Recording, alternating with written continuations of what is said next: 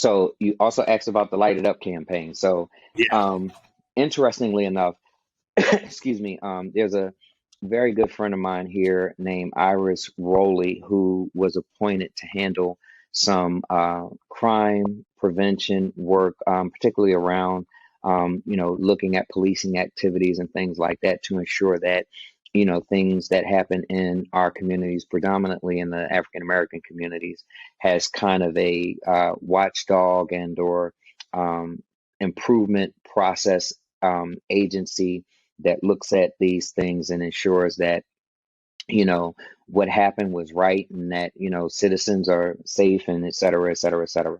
And particularly, how do we deal with these issues around helping our youth and doing some prevention things. So she had asked me to be a part of a couple committees and help with things that we could do to improve a lot of what's going on here, and had been working on this work, I think since like the beginning of this year, latter, no, actually since last year, since 2021, had been working on this work with her and a number of city council people, et cetera. So on July 18th this year, my nephew, who was 18 years old, he is actually a month and 3 weeks younger than my 18-year-old son. My son was born in January. My nephew was born in March. And 18 years old, was murdered on July 18th in Philadelphia, shot at 50 plus times, hit 34 times, shot 13 times in the head. And that, coupled with the work that we were already doing here in Cincinnati, kind of lit a new fire for me to do some things nationally and locally to try to have an impact on gun violence and violent attacks, particularly around the young youth that are being really the main perpetrators of these crimes and criminal activity. So, had met with the mayor of Philadelphia administration the day that my nephew was buried.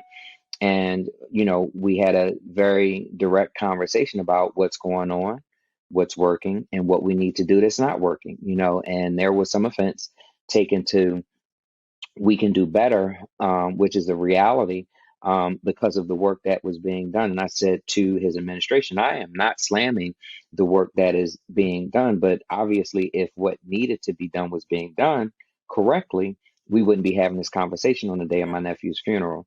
And Right. oh, by the way, I need to talk to the mayor because he happened to jump on an interview that I had done with Fox 29 and had some opinions that he then said when we met were misstated, and he clarified those things. But during that meeting with the mayor, he had also, promised that we would work together and that I would receive some information and we could look at what is being done and then how we build from there.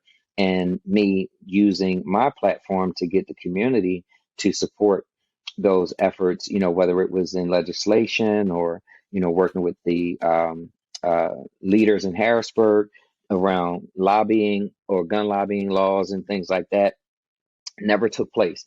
So it was a lot of not genuine promises or, kind of pacifying, uh, conversation versus action and actionable things that should have taken place. And again, I'm not slamming the mayor, his administration, but their apathy and their inability to carry things forward has been very disappointing.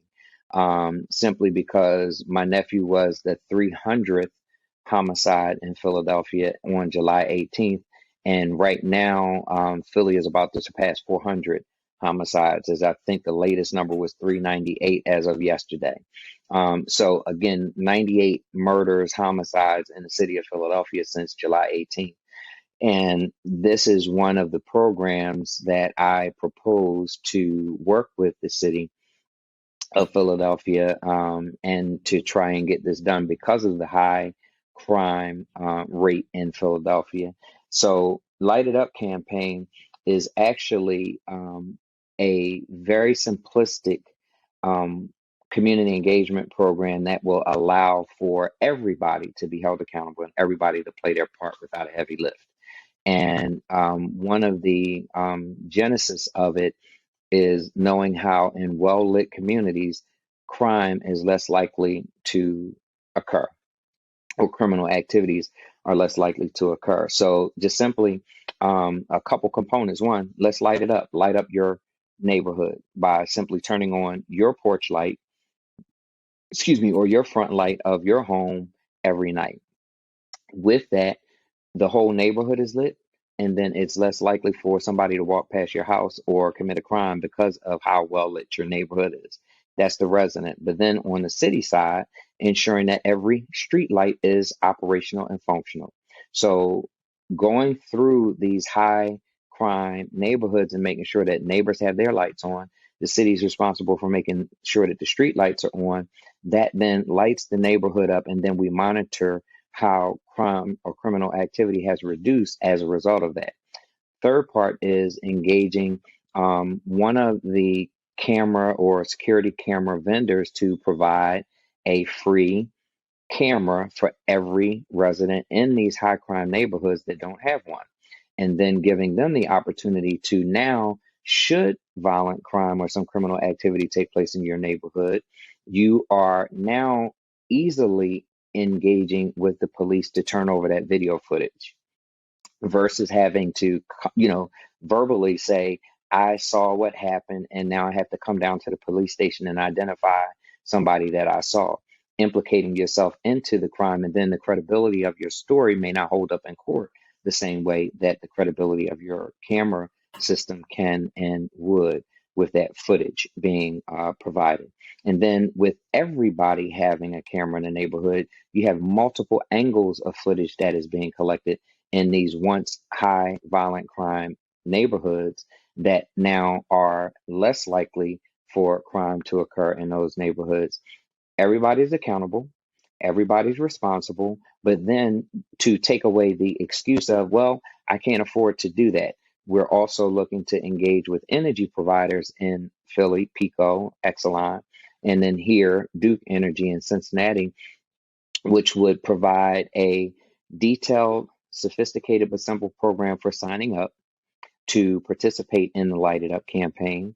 And then with that sign up, you now are eligible for a discount that would offset any bill or expense that you might have relative to leaving your light on all night. So, really eliminating every excuse possible to participate in this program.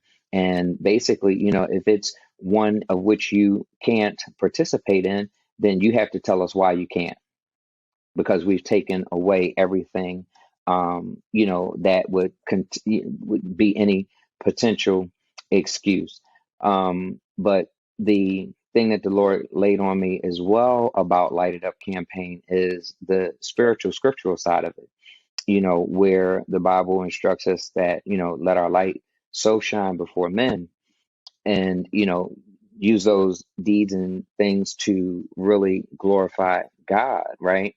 So by turning our light on, we're letting our light so shine so that the good that comes out of it is that God would get the glory, that we were playing an active role in helping to bring down crime and criminal activity in our neighborhood. So that's where that came from. I'm very excited about the traction. Presented that to City Council here, and I am actually meeting next week with the uh, some members of the police department that's going to help me get some information that we can get back to City Council, and have some people working in the background on some funding, so that we can at least try to get about a little over $500,000 to purchase 5,000 units as a pilot, and a number of areas where we can distribute those, but also trying to get some money to get surveyors to go out and survey the neighborhoods to see who has what or who needs what, so that then we can materialize that donation to the homeowners that don't have it, and make sure that we have a good distribution and deployment system in place. So, again, all things to the glory of God, that Philly don't have to play nice, or the mayor, and his apathy and willingness to get out of his office and his administration's disrespectful approach to not responding to messages and things like that. That's fine. We'll work around you, because God doesn't let his mission stop just because people don't see the vision. So.